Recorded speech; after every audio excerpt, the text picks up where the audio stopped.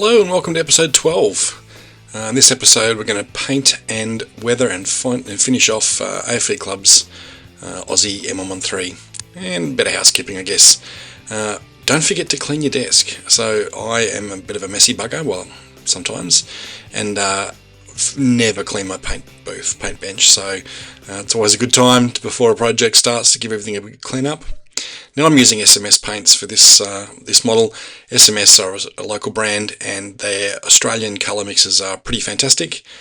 So look, firstly, masked up all the the stuff that we've already painted, the insides of the kit, just using Tamiya tape and bits of foam offcuts and some MIG ammo purple tape.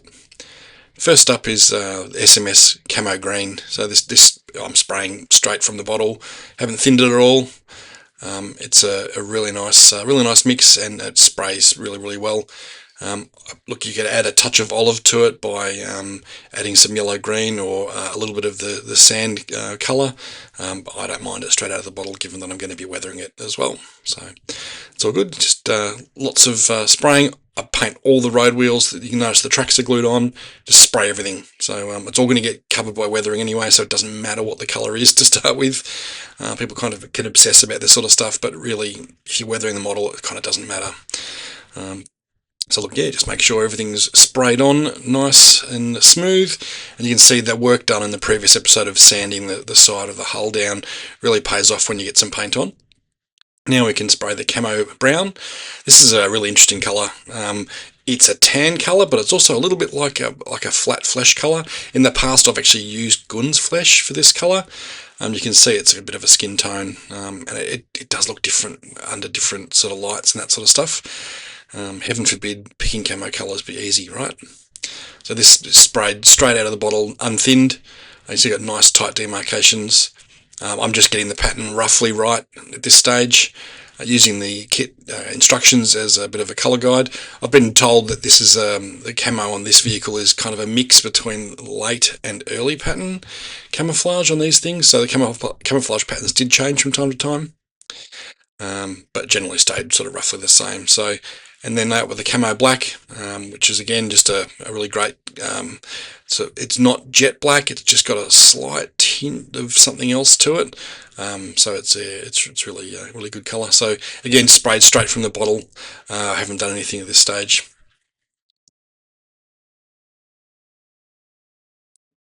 After a quick blast of SMS gloss coat, I attended to the decals.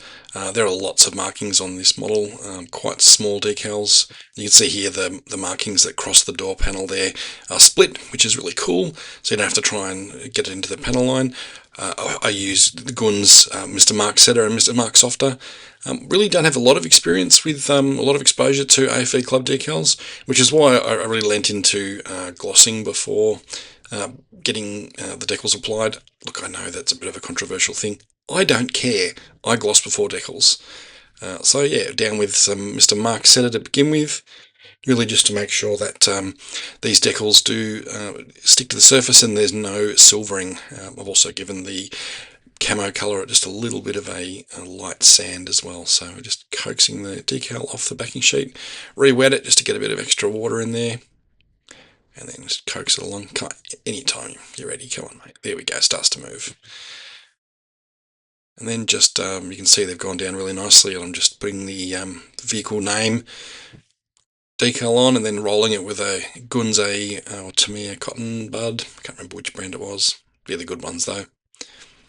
More decals. These are the shipping labels for overseas travel, because obviously these vehicles were shipped from Australia to Timor. I think they wear their shipping labels all the time anyway. Just make sure you get them on straight. So lots of Mr. Mark Setter, and then just roll it out with a cotton bud once you've got it nice and in position. I was really impressed with these decals, to be honest. They went down really well over the gloss coat, I should say. If I could just make sure we can keep it in focus and in frame, that would be really good. So yeah, just roll them out. And the 3 cav scorpion marking there. If you just make sure, again, keep it on frame. Such an amateur.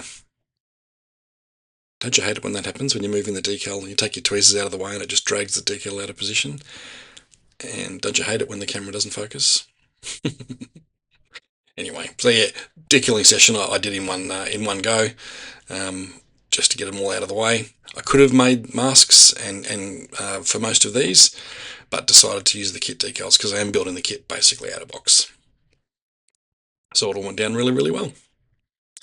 And then the rear plate decals went on, and that's it. All the marking's done, and we can seal it up and get ready basically to start the weathering process. Although I probably should attend to the detail painting first. Let's get that done. The ammo racks for the ammo liners were painted using AK Real Colour, AK 3rd Gen acrylics. I base coated it in just a olive green, and then picked out some different ammo liners in different colours. These are 50 cal and 7.62 or 5.56 ammo liners on the hull roof. I also painted the tyres using these AK Real Colour markers, which are just so handy. I hate painting road wheels, and these are just, again, perfect for this. It took me all of 5 minutes to paint both sides, just making sure I get as much surface area as possible done. Again, most of this is going to be covered with weathering, so it kind of doesn't matter how sort of neat you are with it, but these pens are really great for getting it done nice and neatly and nice and quickly as well, so really handy. So our vehicles, or Australian Army vehicles in East Timor, were generally relatively clean. There's photographic evidence of them quite dirty during the wet season, but during the dry season, or vice versa, they were relatively dry and kind of dusty. So you can see in these photos they're fairly clean, with a bit of weathering on them. So I really wanted to match this look. So first step was apply some hairspray and mix up a sort of a grey, buffy, dirty colour as a bit of a dusty overspray. And that was sprayed over the model, thinned really heavily with water.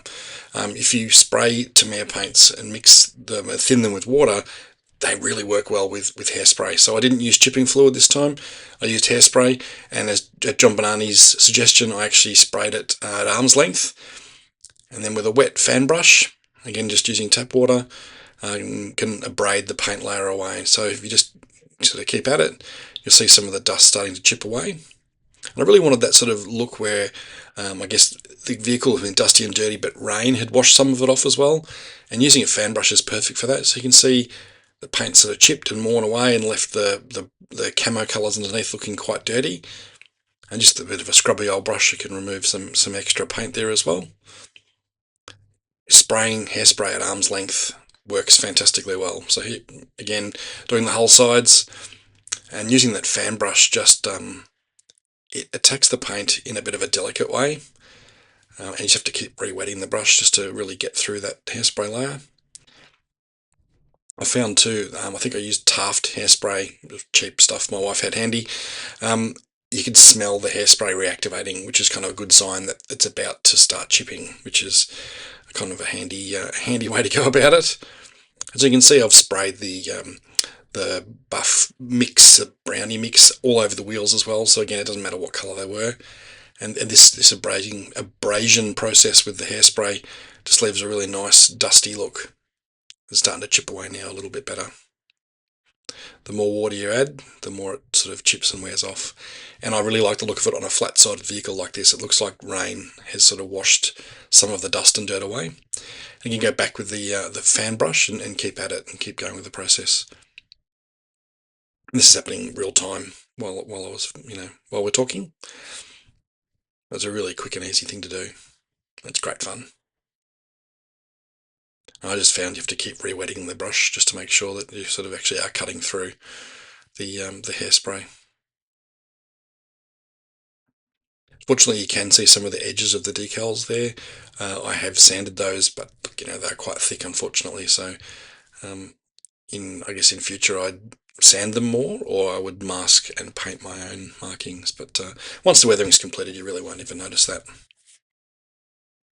Again, just using a scrubby old brush and just breaking it up a little bit more. Again, I've done the wheels here just so that you can see some of the base colour camouflage through and some of the black of the tyres and that sort of stuff. But yeah, it's a really effective look, and I think the weathering, as a start of the weathering process, is quite a good way to go.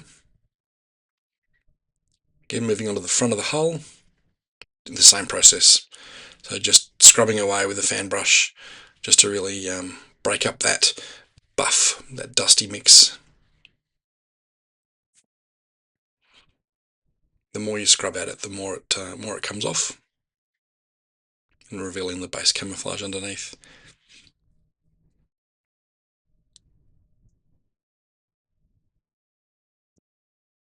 After sealing the hairspray, chipping in with some more SMS Flat Clear, I proceeded to apply my Vallejo Camo Beige wash.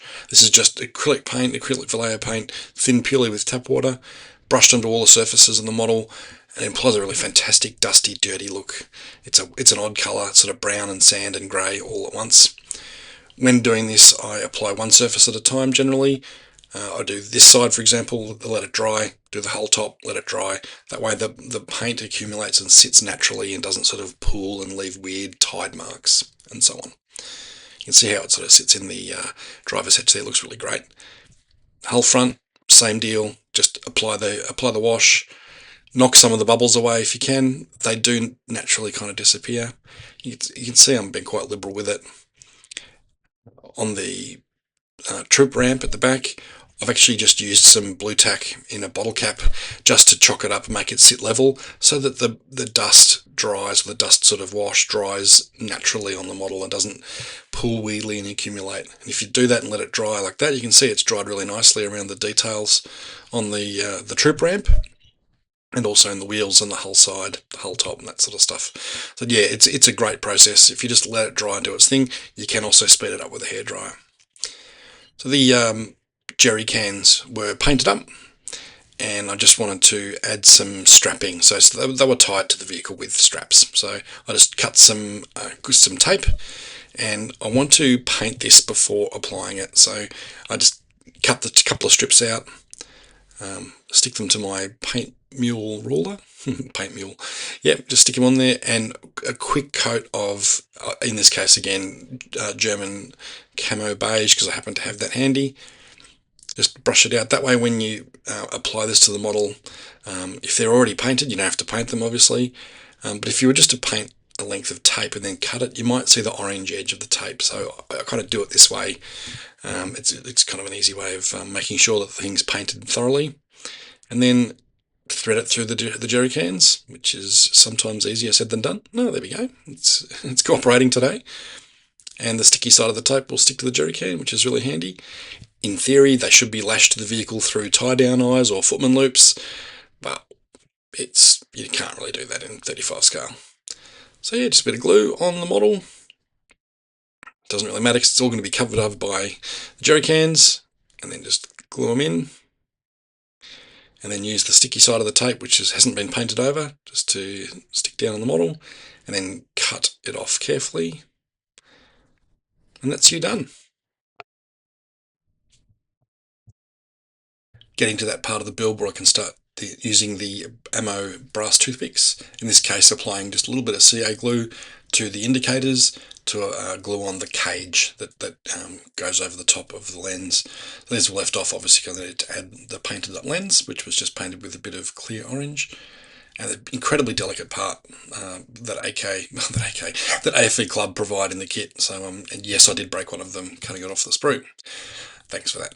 All the lenses, headlights, and so on can be glued in, and then I just a bit more of the Vallejo German Camo Beige over the top of that, just to sort of blend it all in and make it all look good.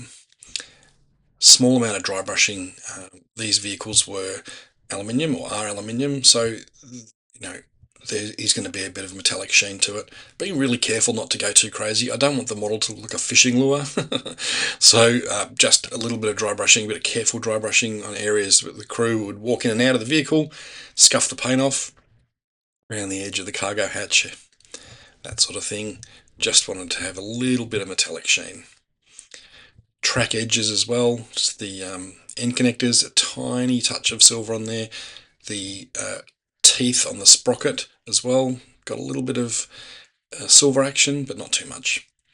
Antennas were added to pre-drilled holes using these giant filaments from halogen globes that I've had in my drawer for years. So, and then they were painted with AK third gen green or olive green, olive drab, which goes over the brass really nicely.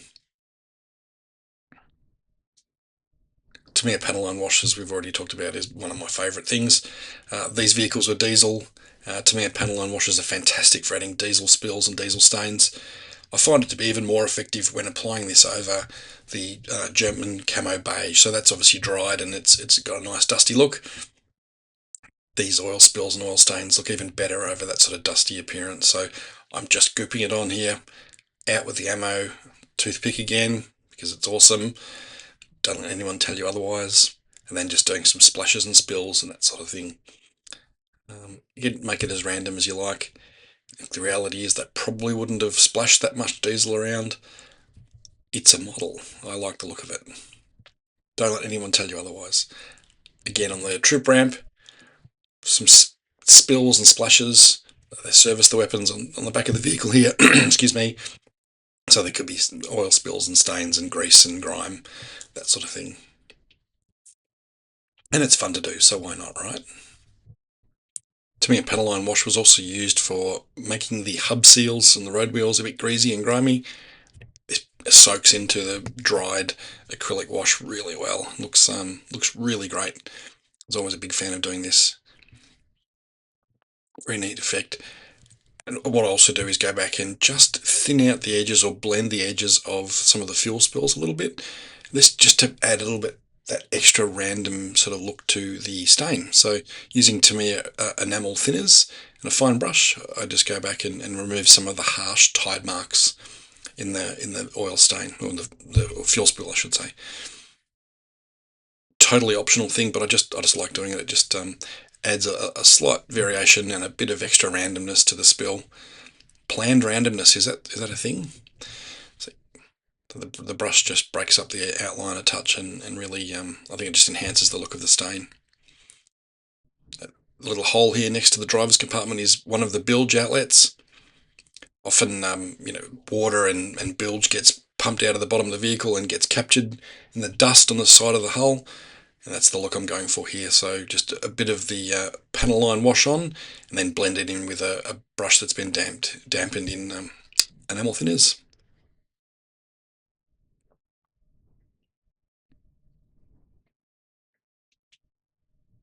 The exhaust stains, these are diesels, and whilst they're not Russian tanks, so they're not going to be putrid and black and covered in diesel smoke and horrible things, just I want a bit of something on there. So using Tamiya black panel line wash, and just brush it on quite liberally and then blend it in. So it gives and imparts like a bit of a diesely, oily stain down the side there. So don't want it to be black and horrible like a Russian tank. Just want there to be some sign of it being a bit putrid. These things are well maintained, so they certainly didn't have giant, plumes of diesel smoke soot down the side. I'm sure in the comment section someone will comment one way or another.